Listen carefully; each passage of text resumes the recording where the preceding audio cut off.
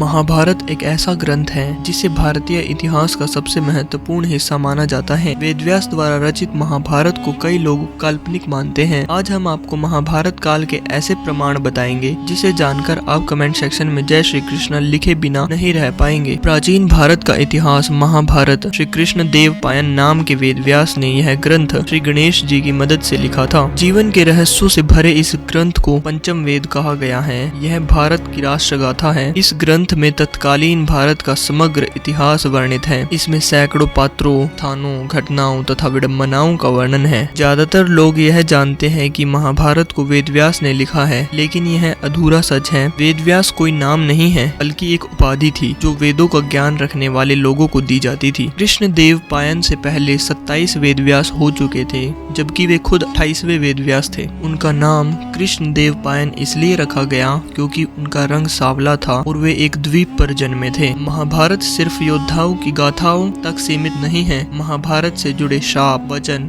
और आशीर्वाद में भी कई रहस्य छिपे हैं। आओ जानते हैं कि ऐसे कौन कौन से रहस्य महाभारत में छिपे हुए हैं। दावा है कि आप निश्चित ही चौंक जाएंगे। कहते हैं कि महाभारत युद्ध में 18 संख्या का बहुत महत्व है। महाभारत की पुस्तक में 18 अध्याय हैं। कृष्ण ने कुल 18 दिन तक अर्जुन को ज्ञान दिया। कौरवों और पांडवों की सेना भी कुल 18 अक्षौहिणी सेना थी, जिसमें कौरवों की 11 और पांडवों की 7 अक्षौहिणी सेना थी। इस युद्ध के प्रमुख सूत्रधार भी 18 थे। इस युद्ध में कुल 18 योद्धा ही जीवित बचे। सवाल यह उठता है कि सब कुछ 18 की संख्या में ही क्यों होता गया? क्या यह संयोग है या इसमें कोई रहस्य छिपा है? महाभारत ग्रंथ में कुल 18 पर्व हैं। महाभारत में एक से बढ़कर एक योद्धा थे जो शक्तिशाली होने के साथ ही विचित्र किस्म के सिद्धियां और चमत्कारों से संपन्न थे। श्री कृष्ण तो स्वयं भगवान विष्णु थे, लेकिन उनके समक्ष जो योद्धा लड़ रहे थे वो भी कम नहीं थे। सहदेव भविष्य में होने वाली हर घटना को पहले से ही जान लेते थे। वे जानते थे कि महाभारत होने वाली है और कौन किसको मारेगा और कौन विजयी होगा। लेकिन भगवान श्री कृष्ण ने उन्हें श्राप दिया था कि अगर वे इस बारे में लोगों को बताएंगे तो उनकी मृत्यु हो जाएगी। परबरीक दुनिया के सर्वश्रेष्ठ धनुर्धर थे। परबरीक के लिए 3 बाण ही काफी थे, जिसके बल पर वे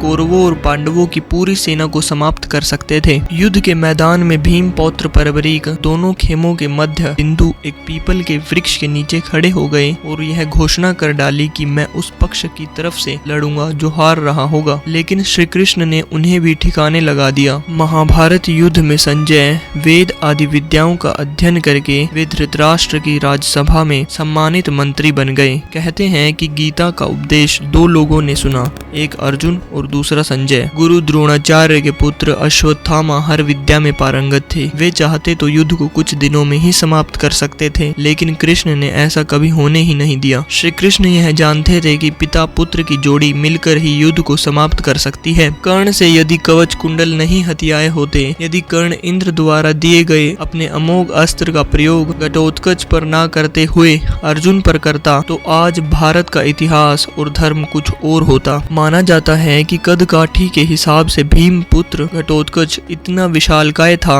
कि वह लात मारकर रथ को कई फुट पीछे फेंक देता था और सैनिकों को वह अपने पैरों तले कुचल देता था। भीम की असुरी पत्नी हिडम्बा से घटोत्कच का जन्म हुआ था। शांतनु और गंगा के पुत्र भीष्म का नाम देवव्रत था। उनको इच्छा मृत्यु का वरदान प्राप्त था। दुर्योधन का शरीर वज्र के समान कठोर था, जिसे किसी धनुष या अन्य किसी हथियार से छेदा नहीं जा सकता। लेकिन उनकी कमर के नीचे का भाग श्री कृष्ण के छल के कारण प्राकृतिक ही रह गया। महाभारत में लाखों लोगों के मारे जाने के बाद लगभग 24,165 कौरव सैनिक लापता हो गए थे, जबकि महाभारत के युद्ध के पश्चात कौरवों की तरफ से 3 और पांडवों की तरफ से 15 यानी कुल 18 योद्धा ही जीवित बचे। माना जाता है कि महाभारत युद्ध में एकमात्र जीवित बचा कौरव युयुत्सु था। महाभारत की प्रत्येक घटना को श्री कृष्ण ही संचालित करते हुए नजर आते हैं, चाहे वो दुर्योधन को माता के समक्ष नग्न जाने से रोकना, कर्ण के कवच कुंडल को इंद्र द्वारा दान में मांग लेना और परबरीक से दान में उसका शीश मांग लेना और युक्ति पूर्वक कर्ण, द्रोण और भीष्म को युद्ध में मरवा देना। ये सभी श्री कृष्ण की नीति से ही संभव होता है। श्री कृष्ण के कारण ही यह युद्ध हुआ और उन्हीं ने इस युद्ध को पांडवों के पक्ष में विजयी बनाया। ऐसी ही वीडियो के लिए चैनल को लाइक, शेयर और सब्सक्राइब जरूर करें।